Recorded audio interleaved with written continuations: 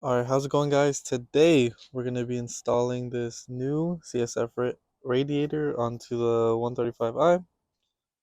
Main reason is because it is leaking. Very common issue. Look right here, it has like a little pinhole, and then it just leaks down there. As you can see, there's coolant. There's coolant all around the place, but it's mainly from up here, and it just drips all the way down. But like I said, it's from a very common issue right here on the neck. It's a little pinhole and just starts leaking. All I really did right now is remove the front thing right here. Now all we really gotta do is most likely drain the coolant, obviously, and remove this radiator fan, which is pretty easy on these manual transmissions because you don't have to worry about a transmission oil cooler right there since it's manual. So this fan is just basically held down by one Torx right here somewhere, and then obviously the cable, and that's about it. And then sometimes that little clip right there that holds the charge pipe on. But that's about it. And it should just fly right out.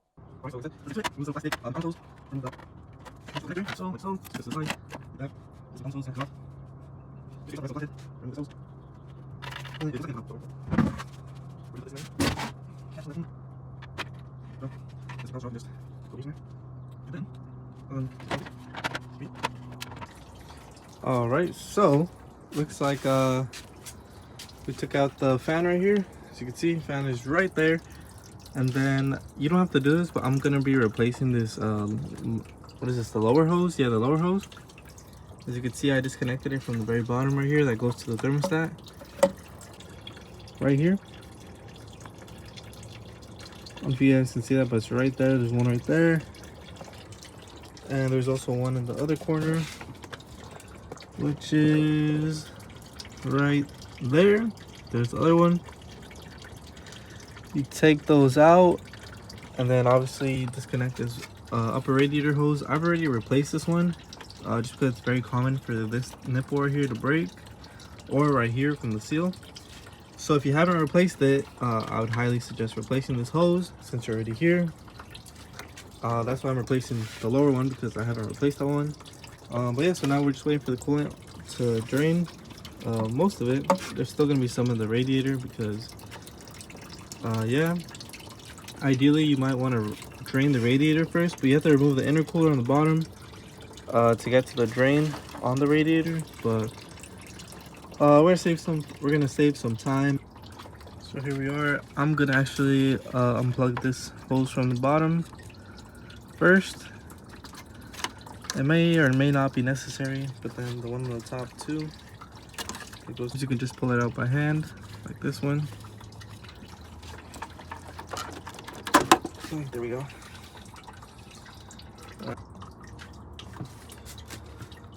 Alright, so now we got a T25 that goes right here, like I said. There it is. I already took off the one on the other side, but the other one would go right here. Just hit it. But put these bolts somewhere good. And now it should be loose. Which it is. Cool. Clip this out. That's off. Actually, we'll put that.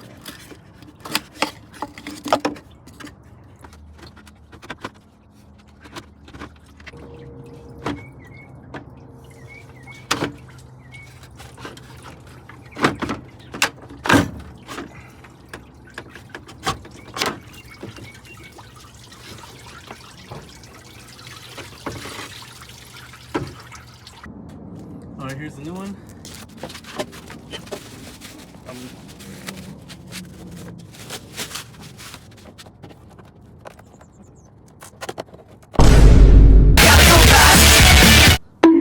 Alright, here we are, and here's the old one. Here is the new one.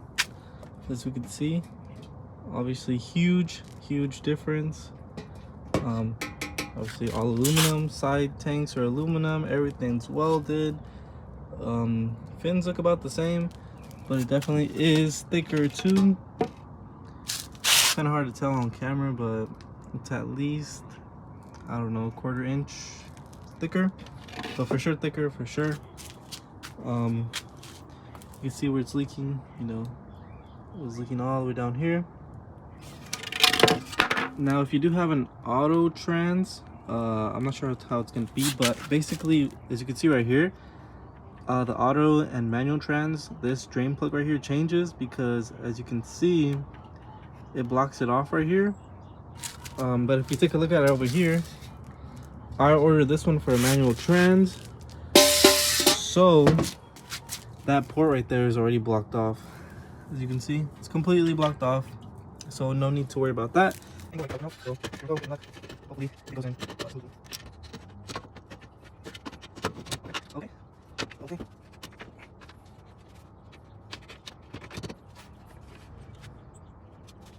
All right, so the radiator is in. It took me quite a while to put it in. It was a bunch of adjusting and fitting and adjusting and fitting, so it's not a complete perfect fit unless I was doing something wrong. But there's a bit of, like, you know, it took me quite a while to remove the charge pipe right here to make it easier too. I was having a bit of issues with this side just because this is pretty close to it, this outlet and to the intercooler, so I was kind of hitting a little bit.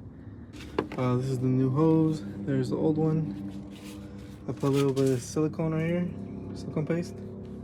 It's, you know, it's like not gonna eat up the rubber. Makes it easier for the seals to slide on. And we'll see if it fits, because I'm telling you, this space right here is pretty tight. So we'll see about that. Cool, that clicked on.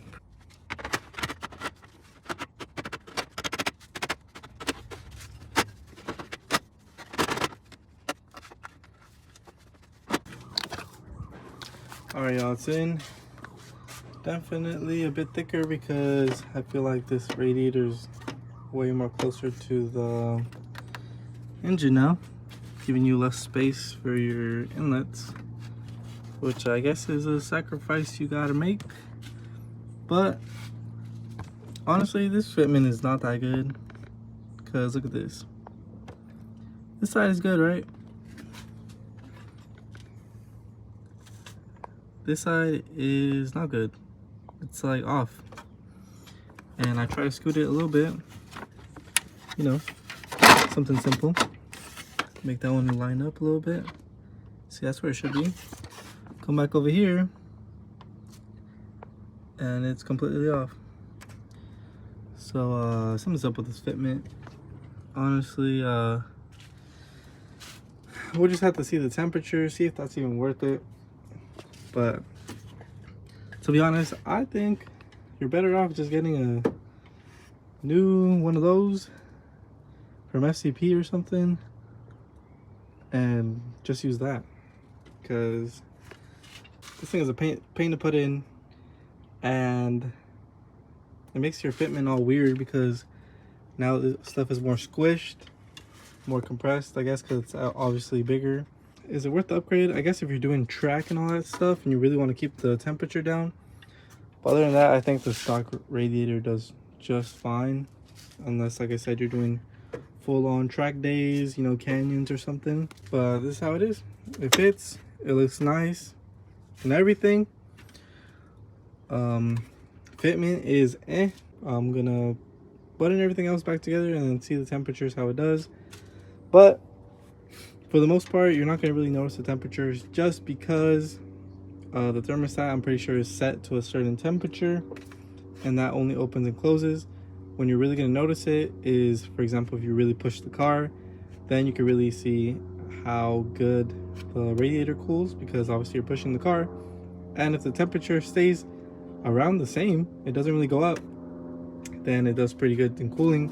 But like I said, you have to really push the car in order to see those type of results. But yeah, thanks for watching and see you.